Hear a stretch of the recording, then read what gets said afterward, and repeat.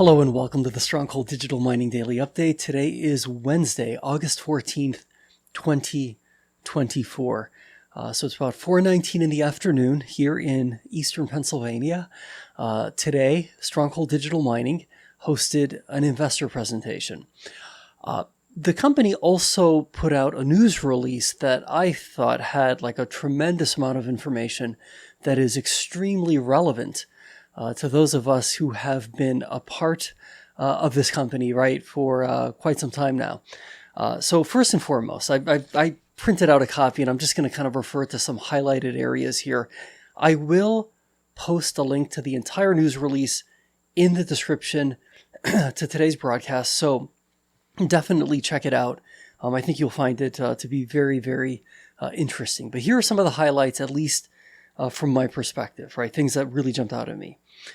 So first and foremost, for the second quarter, the company was essentially cash flow break even. I know that cash flow is a number that, when you run into these adjusted EBITDA type numbers, right? Like I understand that it's arguably, right, not exactly like, GAAP accounting. I get that. But it is a metric that Stronghold has used since the very beginning. And so I think it's relevant from that perspective to just kind of compare, quarter to quarter, what's going on. Hey, the fact that we were pretty much just about break even from a cash flow perspective for the second quarter, I thought that was actually quite useful information. The other thing that jumped out at me too, amongst many things that jumped out at me, is the fact that we have not tapped into the remaining portion of the at-the-market offering, that mechanism that we have with H.C. Wainwright. At least as of August 9th, 2024, which I believe was the date that this was listed as having been from, if I'm not mistaken, there has been no sale, there basically been no ATM sales in 2024. Now, that's not to say that there may not be some, right? But at least as of, I believe it was August 9th, there, as of yet, had not been any ATM sales. So I thought that was particularly noteworthy, only because I know that many of us sometimes worry a little bit about dilution, right? That's kind of a big deal. Okay, starting from the very top, strategic alternatives, right? That's kind of where a lot of this is at, right? If we were to sort of have to only focus on one portion of this news release, I think arguably that would be the section to focus on. So the formal strategic review process being conducted by Stronghold and its board of directors continues with the assistance of outside financial and legal advisors, right? So to date, this is the critical part here. To date, Stronghold has received numerous bids for all or parts of the company. Thank you, Stronghold, by the way, for giving us all that little nugget of information. Of course, as you may recall, right, we talked about this several days ago, right? This idea that, hey, when we have our investor presentation, at a bare minimum, we need to, I believe, right, address this issue of like, hey, have we gotten any bids? Is there any interest out there, right? Understandably, we can't go into a lot of detail, right, as I shared previously, but I think it is useful and very helpful to at least be able to say a little something about what's going on, right? So I'm incredibly proud of the fact that we've received numerous bids, for all or parts of the company. It's great to see that there is interest out there. In May and June of 2024, Stronghold submitted preliminary load studies to local utilities to import an additional 400 megawatts at Panther Creek. This now kind of gets into the significance of the expansion plans that Stronghold Digital Mining is to some degree beginning some early stage evaluations with regard to. And I think this is largely driven more than likely by, the idea that, hey, if we link up with another company, right, If we get acquired, right, arguably there's going to be an interest in growing and expanding the footprint of the data centers, both at Scrubgrass and at Panther Creek. I was very impressed to read that I think it's like over 1,000 acres. Did I read that correctly? Over 1,000 acres of land surrounding Panther Creek have been essentially put under option agreement, for lack of a more sophisticated way to say it. I'm just sort of paraphrasing what's in here. That is a tremendous, 1,140 acres of adjacent land to Panther Creek. That's a lot of land. I mean, sure, it's not 100,000 acres, but I mean, for what we're talking about here, that's a significant footprint upon which not just data center facilities can, be put up, but arguably also maybe some carbon capture equipment, right? Like carboliths. And then that kind of brings us to what was a very muted update, but I think many of us, right, who have followed this company now for quite some time, I think, and all of us collectively, I mean, again, this isn't to toot our own horns, right? But I think we're a pretty smart group of individuals, right? We're not, we do a lot of due diligence. We do a fair amount of reading and research. It's not like we're just kind of passively, trying to garner information by whatever may happen to be on TV or not, right? In the case of Stronghold, there's really not that much it's on TV anyway, right? And I think that there's a bit of a consensus amongst us, dare I say, building, that the end of the audit process that is being undertaken with Puro Earth, right? The culmination, the end of that audit process is likely, right? We can't say with absolute certainty, but, I think we all independently have thought about this. We've read a lot, we've researched things, and I think we're all kind of in agreement that the Puro Earth process coming to an end, right? And obviously a positive end in the sense that the project gets certified, right? That it gets accredited, so to speak, right? That, hey, it's going to be something that can now be, transactable. I gather that we all, I know I certainly kind of believe this. I mean, and I say kind of because you bear in mind, right? Like, I mean, all of us to some degree are pretty, I don't want to say jaded. I mean, that sounds very negative, but we're all, I think, very sober-minded people, right? So I don't want to just jump the gun and assume, hey, all that's left is for this accreditation to come in, right? Hey, we're transactable. Suddenly now there's going to be a merger announcement within 24 hours or an acquisition or some permutation of that. Yes, that I think is a very real possibility. But hey, the attorney in me always wants to sort of hedge a little bit and be like, hey, we don't know though, right? We don't know for certain really what's going on as it relates to that. The update itself is simply, like almost like two sentences here, that, hey, basically, we're essentially in this ongoing audit process with, Puro Earth. We can capture up to, I believe, 14% by starting weight of ash. In terms of the amount of CO2 we can capture, up to 14% of the starting ash weight. And I'm paraphrasing it a little bit. And that's up from the 12%, right, that we had, I think, originally believed that, we could capture. I will say this. Puro Earth, and by Puro Earth, I mean the CEO and several key executives, are going to be in New York City on September 24th of this year. Now, before you start wondering, wait, bro, how do you know this? Like, what's going on?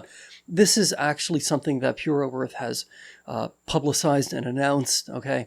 I really believe and suspect that we are likely, and by we I mean Stronghold Digital Mining, is likely to have received a result prior to September 24th.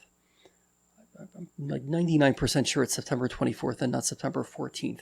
But be that as it may, in mid to late September, there's going to be a fairly large conference in New York City. I don't want to say hosted by Puro Earth, but it certainly seems as if though they're, a major part of this, presentation and gathering And it's something that evidently has taken place the last couple of years at least, if not a little bit longer.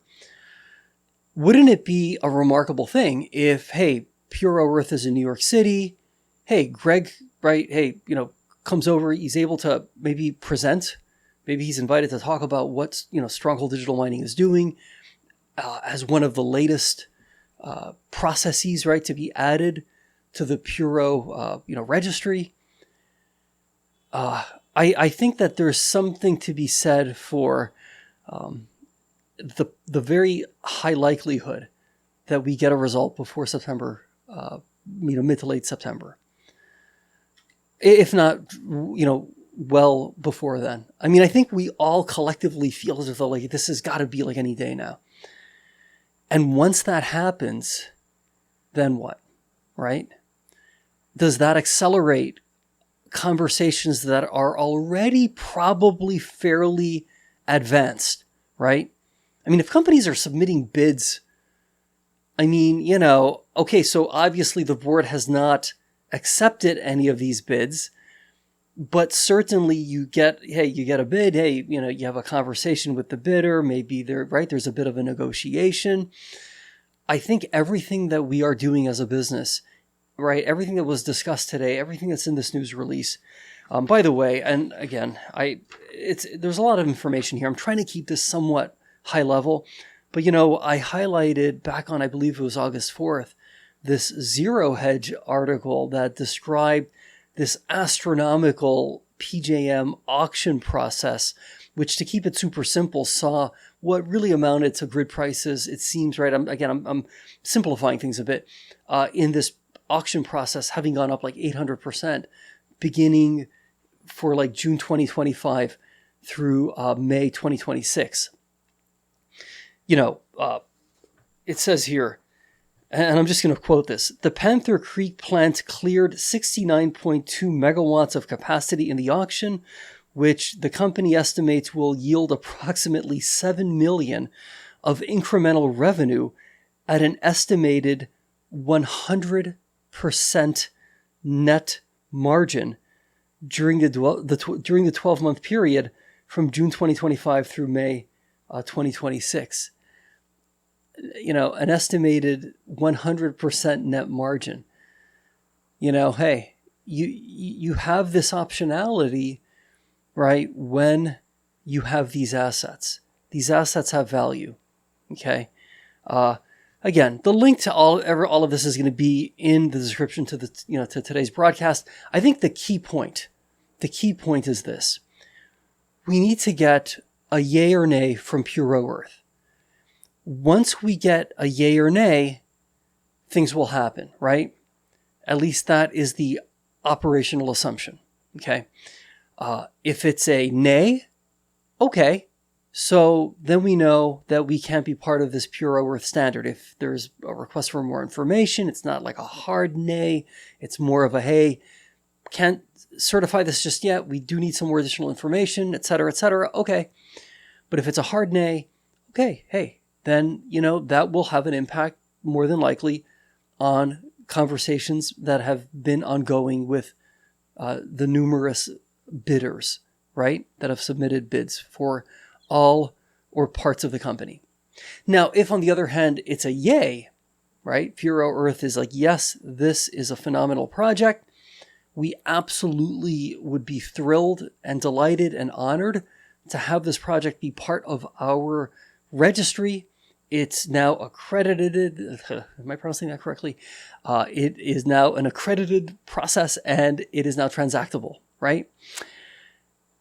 That's going to have an impact. I believe a very, very material impact on conversations with bidders, right? And so the stock price having closed, I think it closed like under $3 a share today. I cannot see this company being sold or any sort of transaction taking place for anything less than like $7 a share, at an absolute bare minimum. Okay. We can certainly do a broadcast where we kind of get into the numbers a bit more, but, to me, it seems as if though we very well may wake up one day to a situation very, very similar to the one that I've shared a couple times before, right? We're in on a Friday. Hawaiian Airlines, I think, closed at around roughly, I don't remember the exact number, say like around $5 a share. And Alaskan Airlines decides, hey, we're going to buy them. And they bought them for something like close to $20 a share. And this was all over the span of a weekend. And you say to yourself, okay, hey, I believe in efficient markets. I believe that, right, hey, markets are super efficient. And, I guess, but clearly there was seemingly some sort of inefficiency, right, as it relates to that transaction that I just cited. And likewise, it would not surprise me if we have a similar situation here where, yes, again, we all believe in efficient markets, but, I think everyone from our friends in management to the board of directors to the, everybody on all the different teams, right, be they at the offices in New York or at, Panther Creek or at Scrubgrass or at the office in Pittsburgh or anywhere else, right? I think, and including us co-owners and shareholders of the business, I think we all collectively agree unanimously that the market valuation that we currently have assigned to us as a business is bonkers, right? It like kind of just doesn't make sense. So, I would encourage you to take a very close look at the entire picture, take just a fresh look at this, and decide whether or not you want more exposure to Stronghold Digital Mining. Maybe you want less exposure. Maybe you want no exposure. But I really believe that for any of us who have followed this company for any length of time, I think we're kind of at a point now where the catalysts are in place, right? That, I think there are going to be people out there who are going to be like, man, it's like it was as clear as day. It was so obvious what was happening, yet the stock price didn't reflect it. And then all of a sudden, there's the announcement. The stock price is nowhere near where it was trading. And you have that moment where you're like, man, like this is one of those rare moments where it's like, I feel like I almost like could see something before it actually happened. And I had time to do something before it happened. And potentially, right, not investment advice, but hey, potentially, generate some very useful returns in the process. Something we all have to think about. It's something we all have to contemplate. I know I've thought about that a lot. I've contemplated it a lot. It's a gamble. I think I dollar cost averaged myself all the way down to like just about $3 at this point. Hey, the stock could go to zero. Just keeping it real.